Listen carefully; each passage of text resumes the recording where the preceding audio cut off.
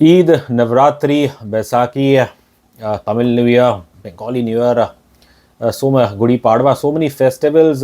दरअसल ये सप्ताह ही पूरा त्योहारों का रहा है और अब तक ख़त्म नहीं हुआ है। आज बैसाखी है। सबसे पहले तो आप सभी को बैसाखी की ढेर सारी शुभकामनाएं। दुर्भाग्य से बॉलीवुड की अगर बात करें, बॉक्स ऑफिस की बात करें, तो ये त्योहारों का सप्ताह कुछ बॉलीवुड के लिए खास ईदी नहीं लाया है।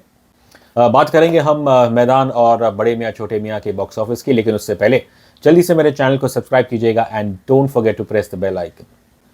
दोस्तों, 10 तारीख को दोनों मैदान और बड़े मियाँ छोटे मियाँ रिलीज होने वाली थी, फिर इन्हें एक दिन से डिले कर दिया गया बिकॉज ईद 11 को आई। अब अनफॉर्चुनेटली दोनों फिल्मों, भले ही डिस्पाइट ऑल द हाइप, इनकी एडवांस बुकिंग कुछ खास नहीं थी। और अगर आप आंकड़े देखें, आज starting from 11th April to 13th April, including the paid previews which were there on 10th April, दोनों फिल्म का जो बॉक्स ऑफिस रिपोर्ट कार्ड है वो कुछ खास नहीं है। बात करते हैं पहले अजय देवगन की फिल्म मैदान की। इसे रिव्यूज़ मैं कहूँगा ज़्यादातर अच्छे मिले हैं। लोगों ने काफ़ी प्रशंसा की है अजय देवगन की परफॉर्मेंस की। एक अनसंग हीरो सैयद अब्दुल रहीम, जो भारतीय फुटबॉल गोल्डन एरा के उस टाइम के वो कोच थे, उनकी ज़िंदगी पे ये फिल्म बनी है मैदान। हमारा हिसाब से तो ओवरऑल अच्छी बनी है फिल्म, इसमें खामियां है। एंड दुर्भाग्य से इस फिल्म की परफॉर्मेंस आप देखें, starting from 10th April paid reviews जब इसने 2 करोड़ कमाए, और अब टिल 13th अप्रैल इसका box office collection stands at a very paltry rupees 15 crore net at domestic box office. As always domestic box office मायनियत रखता है। हम we never club it with the world wide collection, लेकिन जब domestic box office में ये हाल है तो जाहिर है मैदान देश के बाहर भी इतना कुछ कमाल नहीं कर पाई है। सूत्रों के अनुसार इसका एस्टिमेटेड बजट बताया जा रहा है कुछ 200-250 करोड़ का। इसे कुछ 2000 या 2500 स्क्रीन में भारत में रिलीज़ किया गया, और फिल्म की प्रमोशन भी मेरे ख्याल से ठीक ठाक हुई थी। But once again when it comes to sports films, तो कहना पड़ेगा पिछले कुछ सालों से अगर आप देखें तो जो ऑडियंस है बॉलीवुड की, उसे तो लगता है स्पोर्ट्स फिल्मों में कोई दिलचस्पी है ही नहीं।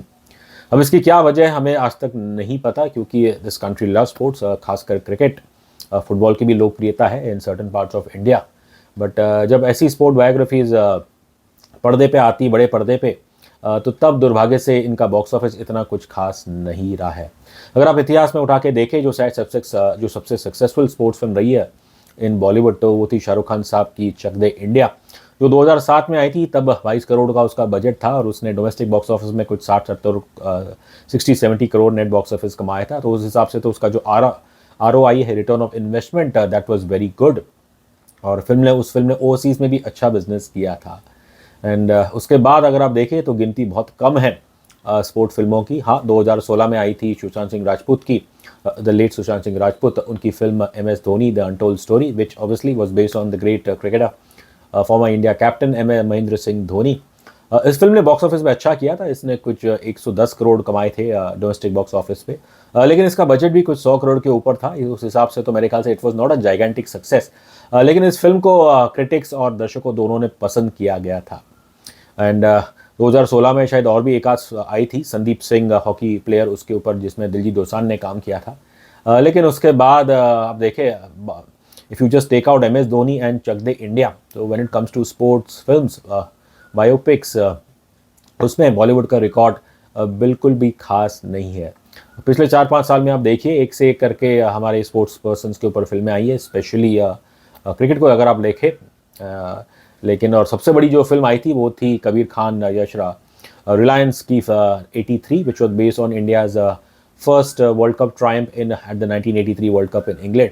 अब वो फ्लॉप हो जाती है, तो फिर फुटबॉल जो एज सच ओवरऑल तो इंडिया में इतना पॉपुलर स्पोर्ट नहीं है, बट तो ऐसे टाइम पे मैदान का चलना मेरे ख्याल से काफ़ी मुश्किल था। 83 का तो फिर भी ये था कि हमें पर्सनली बहुत अच्छी लगी थी फिल्म, लेकिन उस फिल्म का ना चलना, एक तो ऑब्वियसली उसका बजट भी काफ़ी महंगा था, कुछ 200-250 करोड़ की वो भी फिल्म बताई जाती है। और दर्शक, उस समय पुष्पा आई थी तो पुष्पा लोग ज़्यादा देखना पसंद कर रहे थे। बट एक चीज़ जो हमने ग्राउंड रियलिटी देखी एक थिएटर के बाहर की, कैसे जो युवा ऑडियंस है उन्हें कोई दिलचस्प नहीं थी 83 के बाद फिल्म देखने में या जानने में कि ये भारत ने 83 में वर्ल्ड कप जीता था। तो वैसे तो अक्सर आप सुनते हैं खासकर एंटरटेनमेंट प्रोग्राम्स पे कि this country loves cricket and Bollywood, but not just Bollywood but cinema, और स्पेशल साउथ का भी बहुत लोकप्रिय सिनेमा है।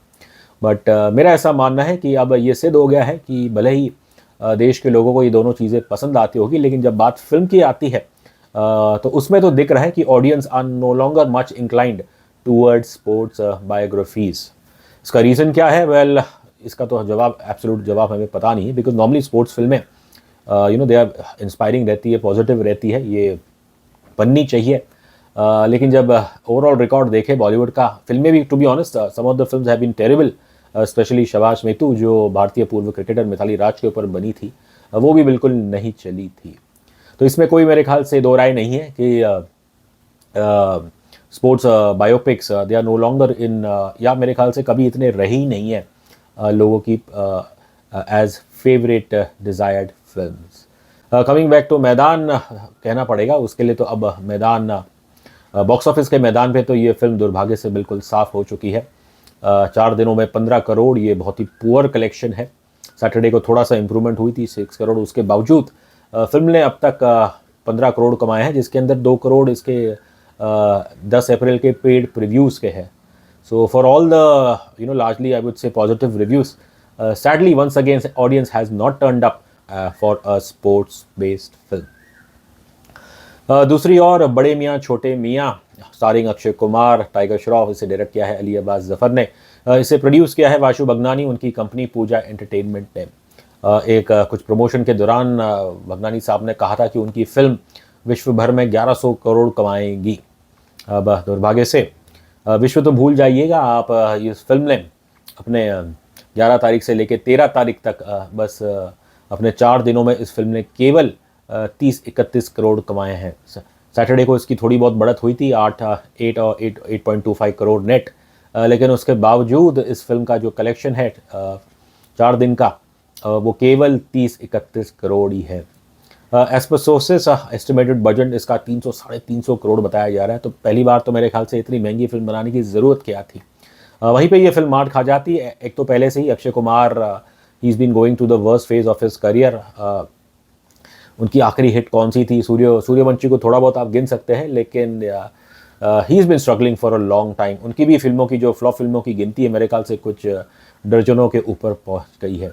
तो जब एक सुपरस्टार जो इतनी बुरी तरह से स्ट्रगल कर रहा है, आप उसे एक फिल्म में लेते हैं और फिर इतने पैसे खर्च करना एक ऐसी एक्शन फिल्म के ऊपर, तो आई don't think that was wise. I think same goes for tiger Shroff. उनकी 1-2 फिल्में चली, बागी 1, बागी 2, लेकिन उसके बाद उन्होंने कुछ कमाल नहीं किया है। Yes, war was a big hit, लेकिन उसका श्रेय क्रेडिट शायद ज़्यादा उसमें ऋतिक रोशन को जाएगा।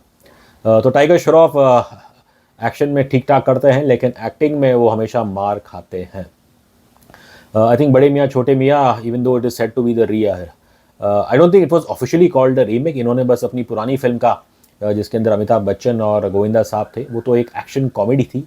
यहाँ पे मैंने फिल्म देखी नहीं है, लेकिन जैसा बताया जा रहा है कि it is an out and out action film. और वंस अगेन कहा जा रहा है कि शायद इसके अंदर फिर इंडिया पाकिस्तान का एंगल है।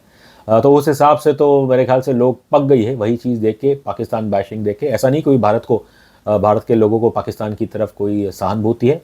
ट्विटर देखिए, अब सोशल मीडिया पे रोज़ हम इंडिया पाकिस्तान वाले, उनकी जंग चलती है सोशल मीडिया पे। बट जब फिल्मों की बात आती है, खासकर बॉलीवुड की तरफ से, तो आई don't think audience is tired. उन्हें वही इंडिया पाकिस्तान कॉन्फ्लिक्ट का नहीं देखना है। इस साल आई थी पहले ऋतिक रोशन साहब की फिल्म फाइटर, और despite being based on certain true incidents, वो फिल्म, उसका भी बजट महंगा था और वो कुछ खास बॉक्स ऑफिस पे नहीं कर पाई थी। बड़े मियाँ छोटे मियाँ कहा जा रहा है कि 350 करोड़ बजट और 3,500 स्क्रीन्स में ये भारत में रिलीज़ हुई थी। अब लेकिन अनफॉर्चुनेटली अब तक का जो बॉक्स ऑफिस रहा है वो भी इसका कुछ खास नहीं है। अब one doesn't know, obviously with such a poor box office, जाहिर है इनकी जो OTT डील्स है वो भी शायद रिवर्क्ड होगी। अब म्यूज़िक राइट्स और बाकी चीज़ एंसिलरी राइट्स है, मुझे नहीं लगता ये इतने पैसे कमा पाएंगे कि इनका जो कॉस्ट है वो कवर हो जाएगा। पूजा एंटरटेनमेंट क्या कहे, बस बहुत ही अनोखा ये प्रोडक्शन हाउस है। एक वक्त पे ये टॉप का बॉलीवुड प्रोडक्शन हाउस थे, लाइन से इन्होंने हिट दी थी, लेकिन 2001 में अगर आप देखें, इनकी 4-5 फिल्में आई थी, जिसके अंदर 1-2 फिल्में चली थी। I think one of them was Mujhe Kucch Kehna Hai, और उसके बाद फिर इट्स बीन दर्जनों फिल्म इनकी फ्लॉप हुई है over the course of next 23 years। So once again it begs the question कि कि how can Pooja entertainment be so consistent at making bad films. अब सब्सिडी के चक्कर में ऑब्वियसली ये विदेशों में शूट करते हैं, लेकिन काश वही मेहनत, वही दिमाग वाशु जी और उनकी क्रिएटिव टीम ने कंटेंट पे लगाया होता। आप अच्छे सब्जेक्ट चूज़ करिए, अच्छे एक्टर्स लीजिए, अच्छे डायरेक्टर्स लीजिए, और तभी ही आपकी फिल्म चलना है। बिकॉज वो दौर चला गया कि स्टार के नाम पे लोग टिकट खरीदेंगे। हाँ, may be Shahrukh Khan, Aamir Khan and also Salman Khan, जो जिनकी जो लॉयल ऑडियंस है, वो आपकी टिकट पहले दिन तो खरीदेगी, लेकिन यदि आपकी फिल्म अच्छी नहीं बनी है, और क्योंकि सोशल मीडिया के एज में the word of the mouth, whether it's good और बैड, वो जल्दी से फैल जाता है, एंड लोग आर वेरी केयरफुल कि उन्हें किस फिल्म पे पैसा खर्च करना चाहिए। दुर्भाग्य से वाशु जी का जो वादा था 1100 करोड़ का, वो तो संभव नहीं हो पाएगा बड़े मियाँ छोटे मियाँ के साथ। बस हम उम्मीद करते हैं कि आने वाले पल में Pooja entertainment does a serious introspection on the kind of scripts they choose, and एक बड़ा ही इंपॉर्टेंट प्रोडक्शन हाउस है। इसने पहले कई हिट्स दी है। It has a invaluable contribution to Indian cinema, and कोई ये नहीं चाहेगा कि एक मार्की प्रोडक्शन हाउस कि फ्यूचर में कि उसके फ्यूचर पे ही कुछ सवाल खड़े हो जाए। अनफॉर्चुनेटली साल 2024 अब तक का बॉलीवुड के लिए कुछ खास नहीं रहा है। कुछ छोटी मोटी फिल्मों ने थोड़ा बहुत किया है, बट ब्लॉकबस्टर फिल्म तो एज सच शैतान को अगर आप कंसिडर करें, हाँ उसने it's a certified hit, but as such इस साल तो हमें कोई अब तक कोई ब्लॉकबस्टर मिली नहीं, और इतना कोई उम्मीद भी नहीं है, बिकॉज कोई बड़े स्टार की फिल्म दिख नहीं रही आते हुए। आई थिंक मई में वरुण धवन की बेबी जॉन है, but he himself has been struggling. फिर भी मैं उम्मीद करूंगा कि इस पल में कोई एक छोटी मोटी फिल्म आए जिसका कम बजट हो, और वो अपने कंटेंट द्वारा बॉलीवुड को थोड़ा बहुत राहत दे।